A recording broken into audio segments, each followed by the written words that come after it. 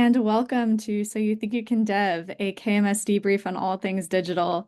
Today is the beginning of our Women in Tech series, where we'll be featuring women who've made their careers in tech. I'm really excited to learn from them and dive into their experiences, see what kind of obstacles they faced, and get their insight into how to succeed in this field. Today, I am very excited to dive in with our guest, Janie Longfellow. Now, Janie comes to us with a wealth of experience and currently serves as the Chief Officer of Product, Technology, and Customer Success at Nicus Software. Nicus provides IT, financial, and business management solutions that help customers get more transparency and make better informed decisions about their IT. So welcome, Janie. I'm excited to have you. Oh, thank you. I'm excited to be here. Do you want to tell us a little bit about your background? Yeah, so I'm a product, software developer and architect by background. So I wrote code for years and years. And then the moment came when my boss said, you can either be the architect of on the team or you can lead the team and I'm going to pay you the same. And so that kind of started my path into more management roles. And so over, I'd say the past 10 years, I've moved from writing code as my day job to full-time management in development, product, portfolio management, kind of whatever comes my way. Awesome. Well, I think that your journey is really interesting, going from a very boots on the ground kind of technical software developer role into something that's more big picture product. Could you talk through how you moved from engineering to product and portfolio management and just give us a picture of that journey? Yeah, so I think there were kind of two big places that caused that to happen. The first is, and I suspect a lot of senior developers have this experience, your product team often doesn't know how to give you requirements effectively. It's not that they don't care or that they're not trying, but they don't work in technology and they don't know how to give you the right details. They either tell you the solution they want, or they don't give you enough context. And so what I found is, as I was working on the technical side, I spent a lot of time interviewing our product people to get the real requirements. If I asked them to write them down, I wouldn't get what I needed. And so it became this sort of collaborative exercise. And when you do that for long enough, you end up starting to feel like a product person yourself, right? You move closer and closer to the customer. So I think that was kind of the one piece of starting to get experience doing that product thing. The other thing that has defined a lot of the progression of my career is being in small companies, getting acquired, and finding your home in the new, bigger company. So I was the head of the engineering team at a company called iLab. We got acquired, and then you go into the new company, they have their own structures. And one of the things about the new company went into is they separated the idea of sort of development resource management and technical management from project management. In a small company, you don't have enough people to, to separate those roles. Hmm. And so when we got absorbed by the bigger company and I started to develop there, it became clear that the place where I provided the most value that they didn't have was on that, how do we make the whole project run cleanly? How do we work cross-functionally? And so when I had to specialize, as I moved up with that company, that was the path I went. And so I got more and more exposed to executive leadership, the broader project portfolio, non-software projects. But if I had been in a small company, I don't know that I would have had those opportunities because I would have just kept doing half technical leadership and half project leadership of, our smaller team. Gotcha. No, that's there are a couple of things that I want to dive into there. I think you're bringing a really unique perspective that would be valuable for both maybe the product side and the technology side to see where that intersection lies. Before we dive into that, though, I would love to talk more about your experience specifically as a woman in technology and what kind of barriers or challenges you faced in that position. Yeah. So, so I mean, I think the first most obvious one, and hopefully it's getting better, I went through school as often the only woman in the class, right? And no one said, Mhm. that doesn't mean inherently that anyone treats you any differently, but you do stand out, right? And so, there can be some challenges there. I wasn't too fussed about that because I was too much of a nerd anyway. I was kind of like, this is where I belong. Um, I think then when I got into my career, I had kind of a double challenge in the way I grew, that I was young and a woman, which of course is where we all start. But there is a perception of, well, I'm young, maybe I don't know what I'm talking about. But as you develop, you do know what you're talking about. And I think I at least was uncomfortable challenging my elders on the team. And so I often found myself saying things like, well, maybe I don't know what I'm talking about, but it just seems to me that maybe this would work, as ways to, kind of smooth egos. And, you Mhm. don't challenge people directly. I think women are more likely to do that, just in terms of kind of our socialization.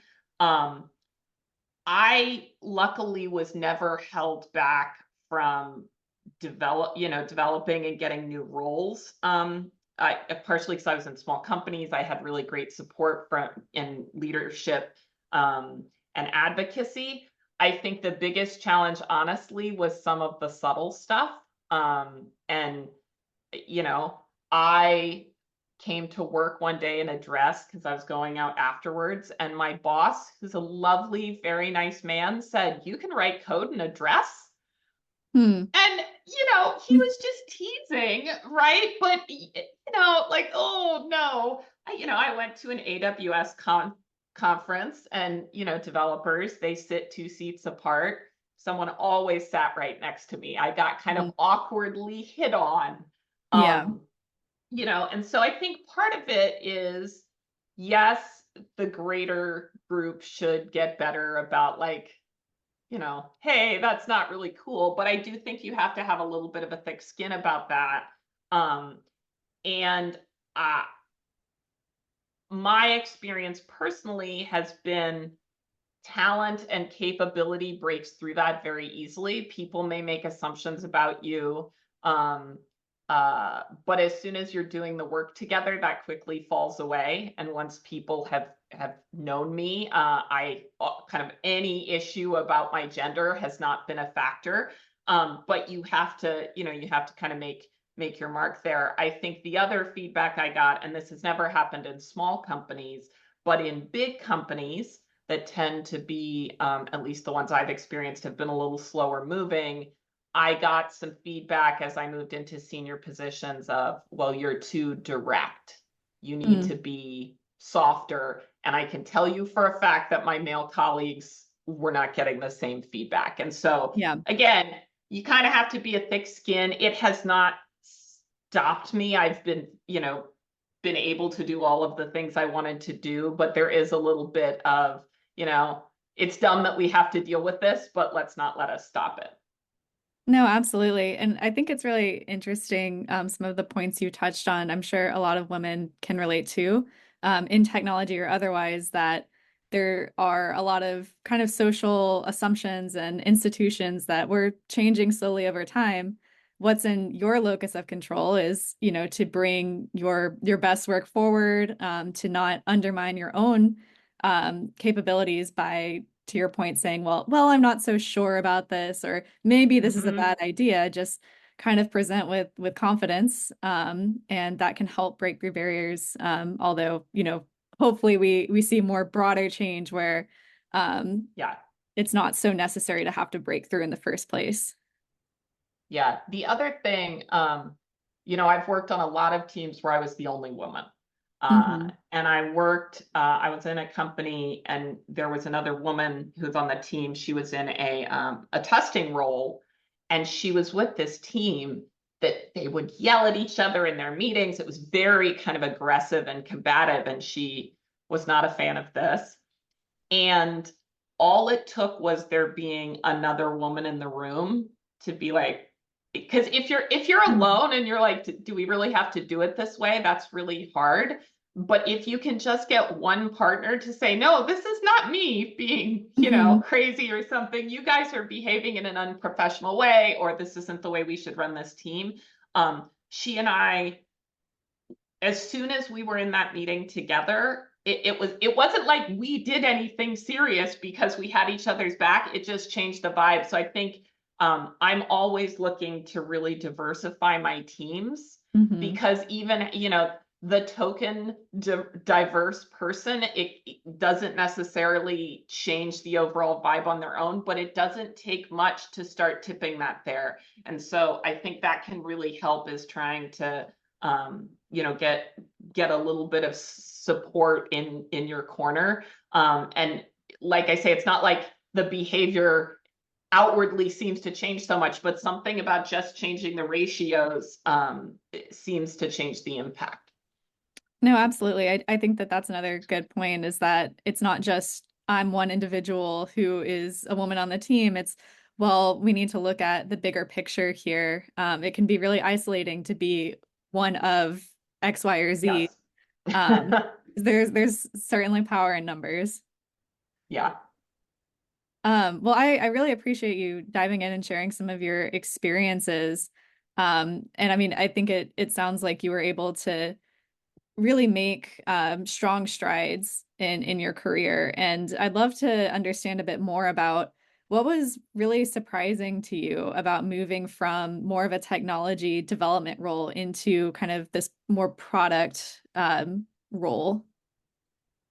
Yeah. So when I wrote code as my day job, you have the things that you're proud of that you feel good at as a developer, right? You write a really elegant piece of code or you build some sort of great model and you have this sense of this is where my value is.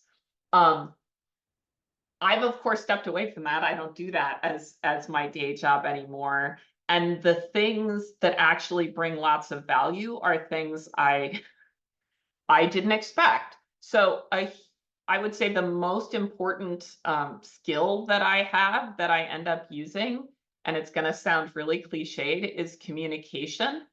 Um, Mhm. I spend a lot of time restating what other people say to make sure everyone understands, to make sure it's understood by a non-technical audience. And even things like tone, right? You can say the same thing, but there's a couple ways to say it. And some of them people are very accepting of the idea, and some people feel threatened. Um, there's also a huge amount of my job that's collecting data and then providing analysis on that data to say, oh, look, the throughput of our engineering team is improving, and here's how I can prove it. A lot of very detail-oriented organization work. Um, if you had asked me when I was a young developer whether like my communication skills and maybe attention to detail, but were going to make my career, I would have laughed. But it really is true that being able, like having a great idea isn't enough, especially as you move into management and cross-functional roles. You have to be able to, and this word would have made me cringe 10 years ago, you have to be able to sell it. You have Mhm. to be able to sell the idea, and being able to do that and understand what other people need and what their drivers are so that you can honestly have a lot of empathy in the way that you try to sell your idea ends up being what allows you to have really big impact. Yeah, I think it can be easy when you're in a technical role to not consider that this software is for someone. Yes. It's to help someone do a specific thing. And Yes. I think that it can be a little bit of a mindset shift to cross that silo. Mm-hmm. Yep, that's the first step toward product. As soon as you start thinking like that, you're stepping more and more toward product. And honestly, the best teams there's that I've worked on, the product and development teams are really close together because they're both appreciating, the product team appreciates the technical complexity and the technical team appreciates that, like you say, there's a user there who you're trying to serve. Mm. Yeah, and I think another interesting component of this, and one that falls under your experience as well, is customer feedback and success. What does the end Mhm. user actually experience?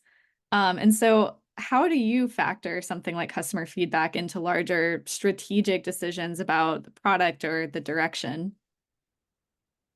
So that's actually where we start with most of it. So my product team, where I am now, actually has a goal that we can trace 70% of the workload on any given release back to something a customer wanted. Um, Now, that doesn't mean we still have to, I'm a huge advocate for tech debt. That's one of the nice things about having your product leader come from technology is it's hard to sell tech debt to people who don't come from technology, even though everyone benefits. But we keep a list of everything that a customer asks for, and we tag it to the particular customer. And when we're scoping our releases, we actually, the main thing we sort on is the combination of technical effort times market impact. And so you have things that are cheap to build but have big impact. We try to get those in quickly. Um, I think the other place where we actually have gotten a ton of really good feedback is you ought to be talking to your product support team.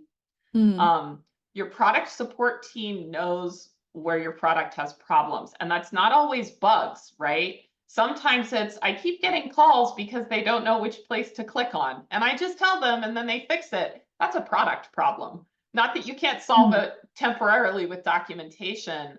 But when we started doing analysis on, okay, we had this many support cases come in, what was the root cause of why they had to call us? It was shocking how that pivoted our product roadmap to what are mm, the things that are going to improve people's everyday experience. Um, the other thing I would say is, unless you have a product person who's spending most of their time with customers, that cool idea they thought of in the shower is probably not a great idea for your product roadmap. mm, Um, we built a feature that seemed like a good idea. We had a couple of we had a couple of customers ask for it, but it gets really low utilization, right? Even though it was like a big fancy feature. Meanwhile, you build a relatively small enhancement to something, and I have 80% adoption, right, in our mm, in our user base. And so I think sometimes the loudest person doesn't speak for the group, and you really have to make an effort in the product team to make sure you're doing good sampling of your customer base and you're talking to everyone and not just that one guy who's certain he has the best idea. Everybody mhm. has that customer, right? um, you have to look at the broader data. And I think, I'm a huge fan of agile development, but product needs to do the same thing. You build a little and you say, how did that get, don't build 2 years worth of product before you put it in front of somebody and see whether they're going to start using it. Got it. Yeah, I think that it's again, it's sort of a mindset shift. It's considering factors from a lot of different places, a lot of different people, and synthesizing all of those things together to make sure that your product is really serving the right people at the right time with the right technical requirements. So Yeah, it seems like it's absolutely. mhm. Yeah, it seems like you're probably doing a lot of collaboration in your day to day. Yes. Well, and that's honestly, so I recently took on customer success, which is not where my background is, right? Because I come from the technical side. But the reason that was a very natural fit is my product team was doing customer interviews and asking how they felt about new versions of the product. And what we heard from customers was, well, we love your implementation and support team. They're the best, but here's the 18 problems we have with the product. And Hmm. when we talked to them about that, the vast majority of those were actually problems in implementation. But Hmm. the customer doesn't know the difference between an out-of-the-box product feature and what was specific to their implementation. And so we realized that if we weren't looking at delivery holistically as product plus the actual implementation of the product at the customer, that's the product the customer is experiencing, right? And so it was very useful to us to kind of, it's not about product or implementation. And then you have a little bit of like, well, if the product was better, we wouldn't have this problem. Well, if support you put in the product correctly, we wouldn't have this problem. You Mhm. know, I think as soon as you say, hey, all of us are trying to make these customers delighted by the solution we're delivering, all of a sudden a lot of those cross-functional teams get a lot closer together, and it's not so much us versus them. Awesome. No, that's great to hear. Really appreciate you sharing your experience there. Well, we have reached the top of the hour. Janie, thank you so much for sharing your insights as a woman in technology. It was great to hear about your journey from moving from product development and engineering to portfolio management. I think you shared some incredible insights that hopefully other women or even other engineers can take to better position themselves at their tech companies and organizations. So really appreciate you taking the time. And this is part one for our Women in Tech series. We will be talking to Janie again in our next episode, where we'll dive more into some of the leadership roles for product technology and customer success and that intersection, and the guiding principles that you can leverage for cross-functional teams. So, listeners, thank you for tuning in, and please look forward to our next episode. Have a great day.